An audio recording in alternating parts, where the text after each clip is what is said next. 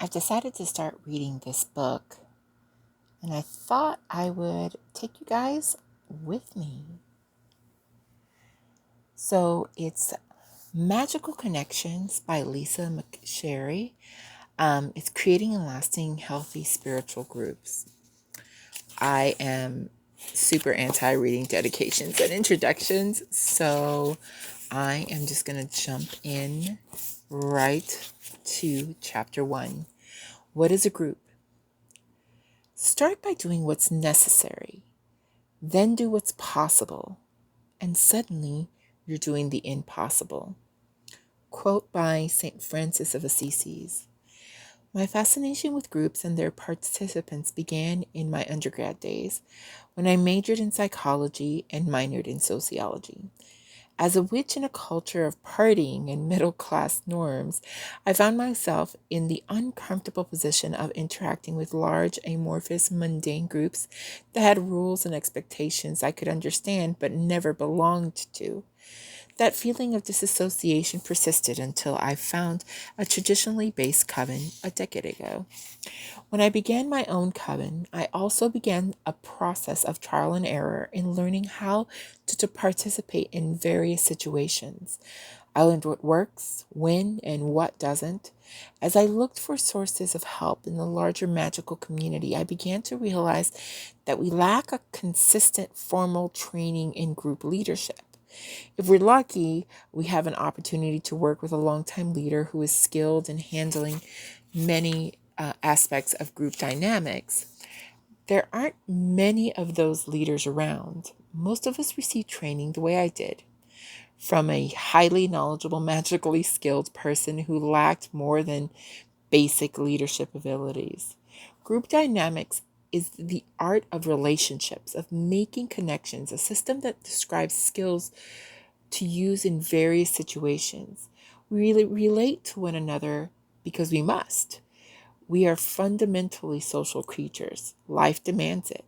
Life itself is a relationship.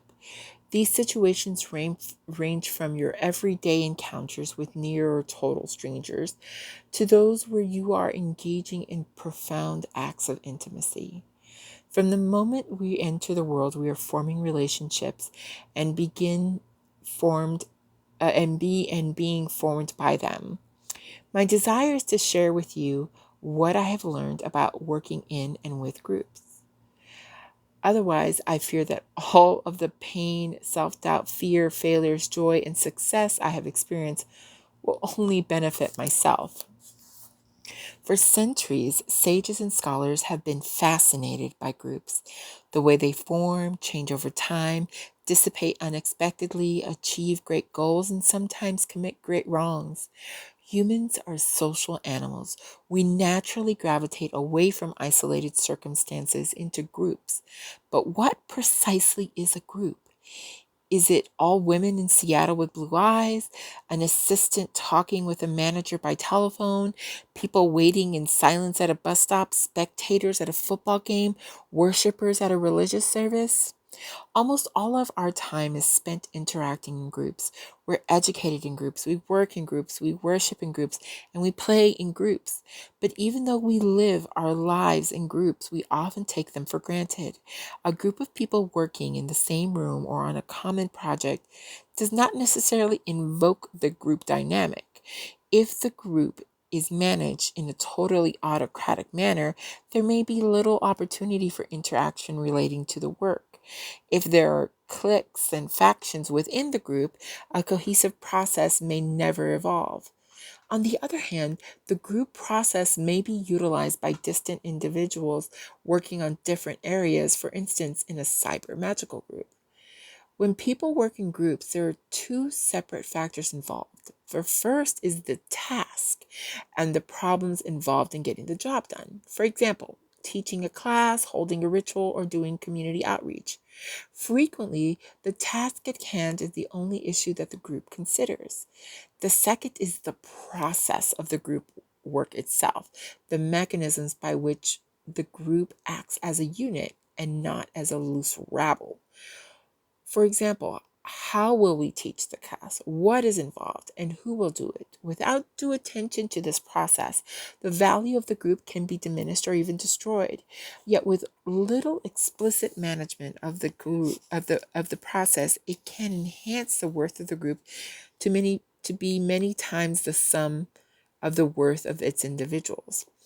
It is this synergy that makes the group attractive despite the possible problems and time spent. In simple terms, a healthy functioning magical group leads to a spirit of cooperation, coordination, and commonly understood procedures and mores. If this is present within a group of people, their cohesion is enhanced by their mutual support, both practical and moral. Magical groups can be particularly good at combining talents and providing innovative solutions to unfamiliar situations. The wider skill set and knowledge base found within a magical group is a distinct advantage over that of a solitary practitioner. There are excellent environments for transmitting data across generations and keeping that information intact while adding the wider experiences of its members. Magical groups are similar to relationships. You have to work at them. The responsibility for communication and development cannot rest on a single individual. It is an interactive flow between the leaders and participants. By making the group itself responsible for its own support, that responsibility becomes an accelerator for the overall group dynamic. What is vital is that these needs are recognized and explicitly dealt with by the group.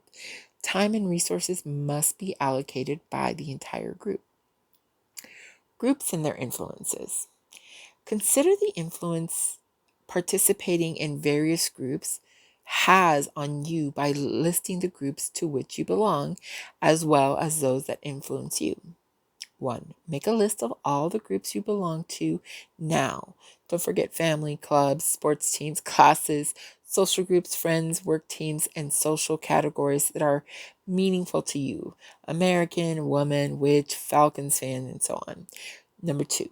Do any of the groups you belong to transform members into a unit that is greater than the sum of its parts?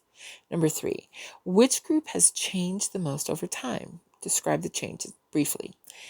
Number 4, which group has influenced you as an individual the most? How so? Number 5, identify 5 groups that you do not belong to but that influence you in some way. For example, Republican. Of these groups, which ones influence you or your behaviors, emotions, or decisions the most? An adequate definition of group must strike a balance between being sufficiently broad to include most social collectives that are true groups and being sufficiently narrow to exclude the collectives that are not true groups.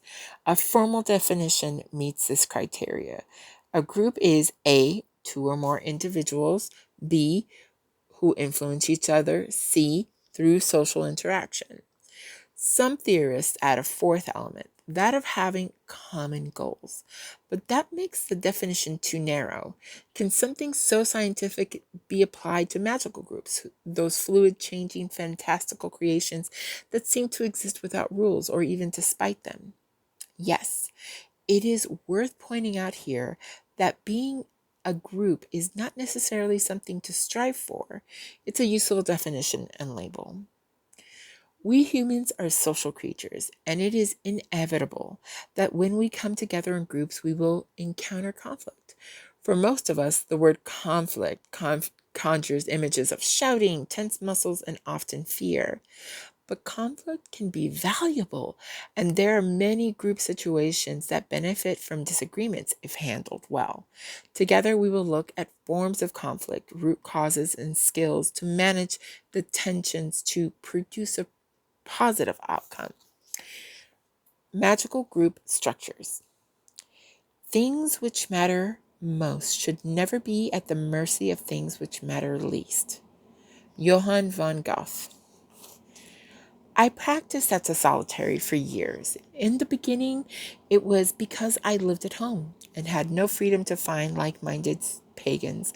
Through the years, I found myself going to public circles with increasing frequency until I eventually joined a large open circle in Sacramento. The lack of organization frustrated me, and when a 5-week shamanic workshop I was in looked to recombine as a closed circle, I jumped at the opportunity. We began as a hierarchical group, but transmuted into a circle of equals and worked together, deepening our skills for several years. I found working with others to be an exhilarating and occasionally exasperating experience. For example, when we spent a month working with fairies, I was bored. Sorry, but I was. Because it felt so too fluffy. Yet when Otter Woman led us in a concentrated exploration of our power animals during her month, I learned many new things and wanted it to continue for months longer. Eventually, I moved from the area and returned to my solitary practice once again. In the mid-90s, I joined Shadow Moon Coven and began to study Wicca on a formal basis. My teacher, Lady Mystara, made no bones about the fact that she thought I would make an excellent high priestess one day, and that day would come sooner than I thought. Frankly, I thought she was being sweet and supportive, but wrong. As a solitaire, the idea of becoming the leader of a group never occurred to me. Although in my time with the group, I took my turn at leading rituals and designing lessons, the role of leader never seemed to fit me very well, but the initiations I underwent opened up aspects of myself that I previously thought were pipe dreams and a child's fantasies. I moved deeper into my core being and found new paths opening up to me the deeper in that I journeyed. And when I first conceived the fact of my magical group, I believed that I would be leading it alone, forming it with members entirely unknown to me, because that was the tradition. As a result, much of my early planning was based on the idea that I had to go it alone. But Goddess willed differently. 2 former coven siblings and my best friend all contacted me within a few months to let me know they wished to be a part of creating a new magical group. We talked online and over the phone, in conference and singly. These conversations turned into concrete goals and commitments as we each identified roles that we would take and skills we would use to support the magical group in the best way possible. I may have been the birthing mother, but the 4 of us were the parents of the new entity. It may have been untraditional, but this process is now a part of my own tradition. Within the craft, there are a range of group structures, from free-form to strictly hierarchical, with several variations in between. Each type of structure has its own requirements, and choosing which style best suits your personality and vision is crucial to creating or participating in a successful magical group. The key question to ask is, how much structure do I need or we need? Think about where your strengths draw you. You may prefer the clear authority of hierarchy, the intuitive flowing feeling of a free-form group, or perhaps something in between. For the sake of discussion, I have divided the myriad types of magical groups into 4 basic structures: hierarchical, circle, wheel, and freeform. These labels are not intended to be anything other than guideposts, terms that will allow me to discuss the pros and cons of these different styles. Throughout my years as a witch, I have personally witnessed the positive and negative aspects of each kind of group. Hierarchical. A hierarchical group is one in which structure and codified knowledge plays an important role, even if it seems to be made up, as the magical group members go along. Generally speaking, no matter how small the group is, there's one person in the role of high priestess, a single leader responsible for most, if not all, decision making within the group. There may or may not be a co-leader. either a high priest or maiden. In a large group, these roles could be expanded to include elders, a scribe, a knight, the male equivalent of the maiden, a treasurer, and other such titles of authority. See Creating a Supportive Magical Group, page 30. These roles are assigned to individuals and in most cases are not rotated through the membership. Most certainly, the role of high priestess does not shift to different individuals, except on rare occasions when the maiden or the high priest performs a ritual. The image associated with this structure is that of a triangle. The hierarchical magical groups generally have specific definitions for each member's level of learning. Most often, these are expressed as seeker, completely new to the craft; dedicant, has some craft learning but wishes to study specifically within the magical group's tradition; degreed, initiated at some level of priesthood. Hierarchical magical groups tend not to advertise actively for new members and are fairly specific about what kind of person they feel is most appropriate as a candidate to join. They frequently ask for a commitment of a year and a day as a seeker or dedicant before considering the candidate to be a member of the magical group. Hierarchical groups will either view advancement through the degrees or continue measurable improvement of the self as a primary reason for participation in the magical group. Degrees are only granted after specific types of knowledge and magical mastery are demonstrated. The model for this type of group most closely resembles a traditional Abrahamic church, although the belief that a priestess's authority is derived from being closer to the god or goddess than other members is not the same. Decisions flow from the top downward, with communication and particularly change flowing more easily through the lower levels than upward. It takes a particular even-handed, open-minded leader to function well in this structure. The triangle easily leads to an extremely authoritarian model in which the leader has power over the other members rather than sharing power with them. The triangle, however, provides clear lines of authority and decision-making. The triangle is a very stable structure, as the late Buckminster Fuller noted. He applied pressure to both a rectangle and a triangle. The rectangle folded up and became unstable, but the triangle withstood the pressure and was twice as strong. Hierarchy is a common form of dynamic in today's society, one that often feels comfortable. We know it well. Deity is often conceptualized as a parental figure, particularly in the early stages of our coming into paganism. It is a byproduct of our understanding of deity as something not to be questioned, an authority to please.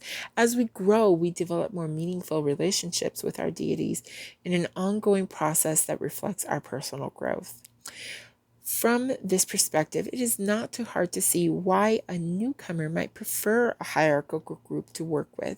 The structure is easily seen, the lines of communication seem seemingly clear, and the process of evolution through the degrees obvious. This is not to say that a hierarchical structure is less evolved than another organization. However, it feels safe and comfortable. Hierarchy is a structure most of us live within most aspects of our lives. Looking for it in our spiritual life is reflecting the structure we know. Training in such a magical group provides a solid background in ritual writing, participation, leading, as well as a thorough grounding in the mysteries. After such training, members feel confident in their knowledge and are able to pass that knowledge on to others. As I said earlier, all structures have potential problems. A hierarchical concept of deity and priesthood can leave too much room for authorities to interpret what deity wants. Usually, this is unquestioning obedience, but sometimes it is the donation of resources, time, or money to the authorities' control. When hierarchy is an inherent part of the religious belief, there is a system in place that allows the priesthood to claim to speak for deity, and in doing so, claim special privileges for itself. The triangle's downside is the negative politics and dynamics may that those the triangle's downside is the negative politics and dynamics may prevent members from growing in self-knowledge and or advancing through the degrees.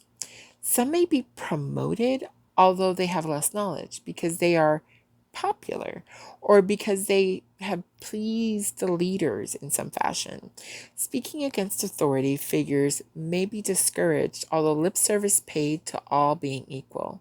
Members in positions of authority may enjoy the power gained too much and misuse it for personal pleasure rather than for the good of the group. Hierarchies can breed stagnation, with new ideas and beliefs seen as wrong or bad and not accepted.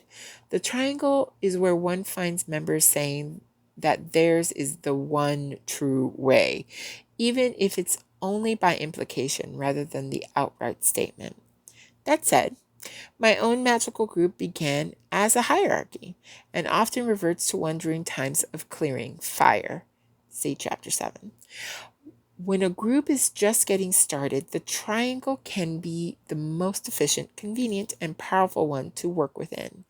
The force of will of a single person is sufficient to found a new magical group when a group is small or just starting. Lines of communications are easy to create and maintain without the dynamic feeling such as one of hierarchy. Circles. Circle is a very broad term. Uh, this concept, one that is inclusive of the huge continuum of magical groups between hierarchical and free form.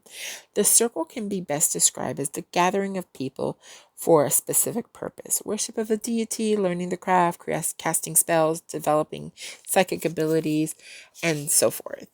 Although they may have roles like a hierarchical magical group, circles will also tend to have a rotating leaders, with several or all of the members in the group taking turns in that position. Most circles do not have a formal system of progression from beginner to advanced practitioner, but if they do, they will generally confer a few titles upon their members. They may or may not follow a tradition and are more likely to be eclectic, borrowing and recreating rituals and practices from many sources. The training received in this situation will be very practical, a matter of do what works, rather than our teachings say, will most likely be the guiding philosophy. Some roles may be assigned on a rotating basis, with responsibility for details and organization spread among many members. This is an excellent situation in which to explore a variety of roles with many permutations. Each member contributes differently. Multiple sources of information are accessed depending on the leader's background, philosophy, and prior training. As well, a variety of perspectives can be presented as equally valid. The membership is generally rather stable, and there probably will be an agreed upon process of taking in new members that involves some degree of screening. Circles are valuable structures when the group wishes to explore non-hierarchical and empowering methods of dynamics. Many feminist witches, such as Starhawk and Diane Stein, believe that the best way to break out of the programming of daily life is to enact circles magically constantly. And they make a very good point. We live in a world of triangles, hierarchies all around us, at work, at home, in nearly every aspect of our lives. We exist within a triangle of power over. For some people, the shared responsibility and leadership of a circle is a vital component to healing and empowerment. The negative side to this style is that if the circle does not have a strong core of members, it may lack sufficient organization. Lessons may be excellent or mediocre, depending entirely upon the personal knowledge of the teacher. Members may never see the big picture or grasp that there is more knowledge to be learned than that taught by the circle. A lack of a single leader may lead to petty squabbles and no person feeling empowered to say enough. The rotating leadership may contribute to a feeling of chaos if each imposes his or her personal vision upon the circle. the agreed upon vision would help prevent this latter situation. Circles may also do a disservice to those people who are natural leaders or organizers. They may end up feeling stymied or held back by the circle's inherent lack of formal structure. Wheel. Borrowing some of the best from hierarchies and circles stands the wheel. It is also the most difficult structure to create, as we have very few models to refer to. The most well known is the Reclaiming Collective. The reclaiming tradition is a form of modern feminist witchcraft, which was initially developed in the classes, workshops, summer programs, and public rituals of the Reclaiming Collective from 1978 to 1997. A living religion which continues to evolve, it is a belief system and a style of ritual and magic, not a church or organization with any kind of formal membership that one can join. The collective invited input from the entire community. Widespread discussions ensued, and another retreat was held in November of 1997. At the 1997 retreat, the Reclaiming Collective dissolved itself, creating basic suggestions and guidelines for the structure of reclaiming in the Bay Area, which exists today, consisting of the wheel, various working cells, and the advisory council. Reclaiming witches in other places organize themselves or not, as they will. There's no central authority, and all witch camps are autonomous. The Wheel of Reclaiming today holds the legal identity of Reclaiming as a tax-exempt religious organization. Its members are chosen by the working groups known as cells, who do various projects in the name of Reclaiming. For example, the cell that publishes the Reclaiming Quarterly, the cell that teaches core classes, the cell that works on special one-time projects each have a representative on the wheel. The wheel makes decisions by consensus and is empowered to act in the name of reclaiming in a legal context, to make policy decisions, and to recognize new cells. The wheel derives its strength from having a stable hub of leadership with equal divisions of responsibility radiating outward from the hub and then spreading among the larger membership. As in circles, roles may rotate among members. Each member contributes differently, and multiple sources of information are accessed depending on the participants' backgrounds, philosophies, and prior training. As well, a variety of perspectives can be presented as equally valid. The membership within a wheel is generally stable, and there's usually a process of taking in new members that involves some degree of screening and common agreement. Wheels tend to view advancement through the degrees via the development of the self as the primary reason for participation in the magical group. Degrees are granted after specific types of knowledge and magical mastery are demonstrated. Training provides a solid background in many areas of magical knowledge, as well as a thorough grounding in the mysteries. After such training, members feel confident in their knowledge and are able to pass that knowledge on to others. The downside is that the membership can become too rigid in its view of what is right or acceptable to train and learn. A great deal of work may be done by a few members, perhaps only those at the hub, with the reality being that this is a hierarchy, not a wheel. It also may be difficult for radical change to occur, with the illusion of transformation offered to those who desire it, but then run afoul of the diffuse leadership unable to actually enact change. Freeform. At the opposite end of the spectrum from hierarchy is freeform structure. These groups are very informal, with membership generally in the state of flux. People show up or not as their lives allow. There's rarely any specific outlining of duties or roles, although a successful freeform group will probably have members who make sure that the details are handled and that things are somewhat organized. Freeform groups have few, if any, rules and generally do not last very long. Frequently, a freeform group will transmute into a more structured and stable circle and therefore last longer. If you are interested in finding a situation in which to interact with a highly eclectic group of people, this is the style that is perfect for you. Membership is fluid, with huge amounts of information shared over a wide range of topics. Most email lists that call themselves cyber magical groups are actually freeform structures, in my opinion. The potential negatives for the freeform group are related to its lack of leadership. Where in a circle the leadership may feel chaotic or weak, it is nonetheless present and can be invoked. In a freeform group, there is a potential for a covert leader to come into existence with an attendant need for secrecy and behind the scenes manipulation. As well, there can be a total lack of guidance, direction, and support. A group that comes together with the best of intentions can drift into nothingness if it lacks all structure. Even Discordians and anarchist groups have structure to allow them to get things done. If they do not, then my early definition, they are more likely not a group.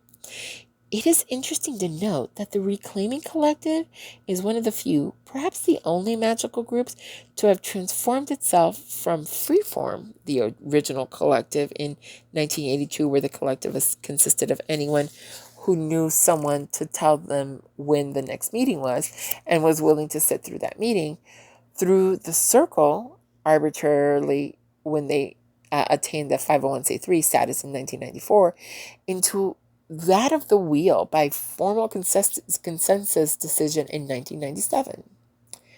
Recognizing structures. List the structures of organizations and groups, formal and informal, within your life. You may want to use the results from the groups and their influence exercise on page 16.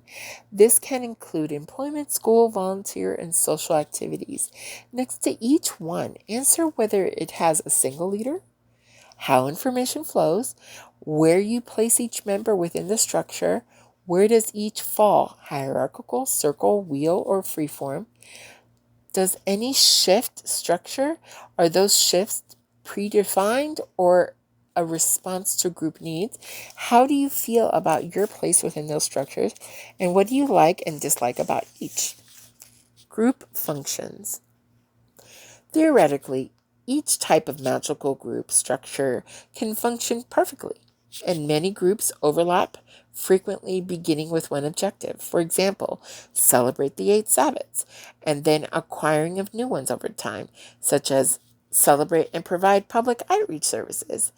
In my magical journeys, I have encountered 4 distinct types of groups. Number 1, ritual only. Some magical groups operate only to do ritual, either solar or lunar, making magic or simple worship. In my experience, this kind of magical group is very difficult to maintain online, rarely maintaining coherence for more than a year. Physical groups of this sort abound. Number 2, information sharing. Many magical groups provide basic education in some or many aspects of the faith and beliefs found under the pagan umbrella. Some also provide a place for like-minded pagans to talk and share amongst peers. Members may not share the same views, but will be close enough in core principles to get along. Participants may take turns as teachers and sharers of information. Teaching. These magical groups choose to focus either on a series of lessons or on a specialization of one type of information. For example, herbalism. They tend to have either a set time frame in which they present these lessons or a rotating collection that students may take as time allows. Online teaching groups may post lessons for anyone to do as they choose. Many magical groups fall into this category in that they desire to pass the tradition along to members. Number 4, teen. This type of magical group is not necessarily structured differently from the other 3, but is a phenomenon that deserves separate mention. Within these groups, under legal age, which is meet others in the same age range, share information, and support one another. They can be very short-lived, but are immensely popular, especially online. Group experiences. Spend time writing about your 3 most common group experiences. What are they? How are they structured? And what do you like and dislike about those experiences? What group experiences do you like the most? Is that group one of your 3 most common? If not, why? What was the least positive group experience you have ever had? What was that group's structure? Are any of the groups you're currently in similar to that negative experience?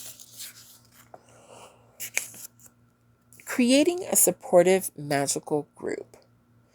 The more people you have to share the work, the larger and more stable your magical group can be. Although a magical group is not always democratic in its decision making, and in the end a single person could lead the group alone, there are some roles that will make the group's existence healthier and the leader's life easier if they are shared out among several people. From the outset, think of what part each member can play. Setting the precedent of sharing and sharing responsibility will never be as easy as at the beginning. Although there are other titles and roles, I believe the following is a good starting point. There's no reason to feel confined only to these positions. I suggest you choose roles that play to member strengths as well as the group's needs. Traditional roles. Although individual groups may create roles particular to their needs and traditions, some titles are more common than others. The first two roles call for someone who has excellent organizational skills and are ideal for an individual who likes to track things. If, however, you're good at organizing and have the time to devote at it, then you may wish to do these tasks for yourself. Remember, though, that the high priestess wears many hats and must always be careful not to burn out. An important role is that of a scribe, a person who keeps track of the group's information, such as ritual dates, times, lessons taught, files sent out, and so on. Ideally, this person would be able to resend information that a member missed the first time around or lost. Traditionally, this person also adds to the group's book of shadows, updating information, tracking ritual results, and expanding the repertoire of information available to members. In a cyber group, the scribe may act in tandem with the web weaver. See the next section. Another important role is that of the handmaiden or the knight, as appropriate to gender, who acts as the backup to the high priest in many areas of group administration and ritual. In a world where so much can change at the last minute, it is vital to have a person available who can step forward in the leader's absence. The handmaiden/knight can act as counselors to the high priestess, people you can always count on to give you their honest appraisal and good advice. The calendar keeper tracks and maintains the group's calendar, perhaps using an online calendar or a shared email program. The calendar may show ritual dates, class meetings, birth dates, and other events. A coordinator is responsible for creating meeting agendas, taking notes of meetings, and sharing them. The coordinator may also maintain the group's membership information, phone numbers, addresses, birth dates, and so on. In a small group, the scribe may take care of those duties.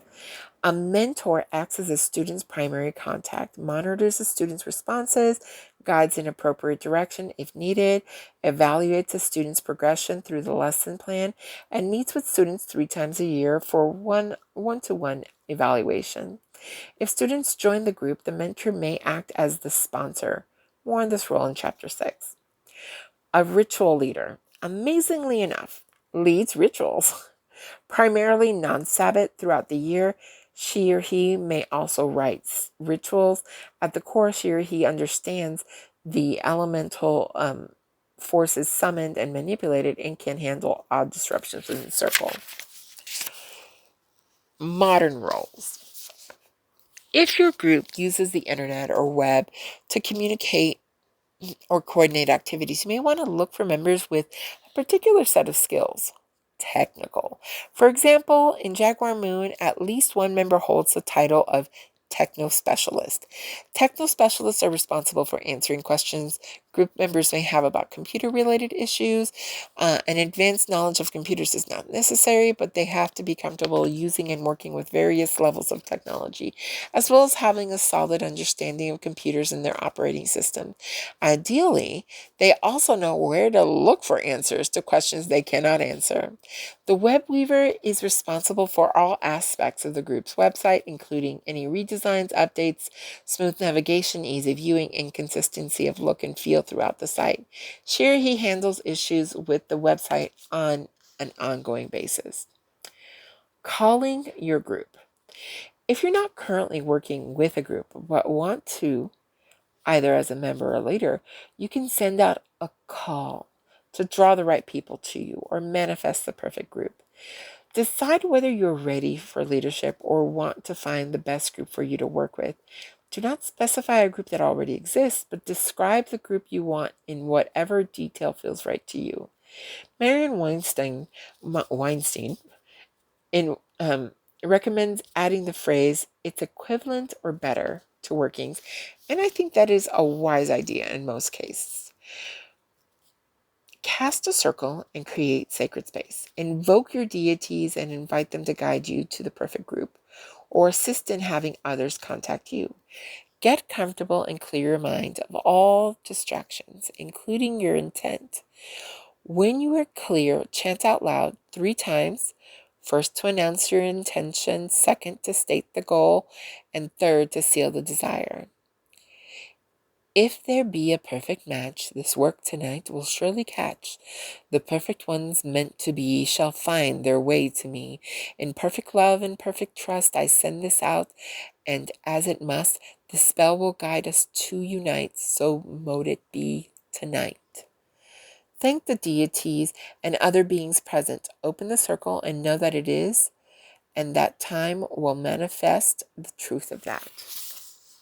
End of chapter 1.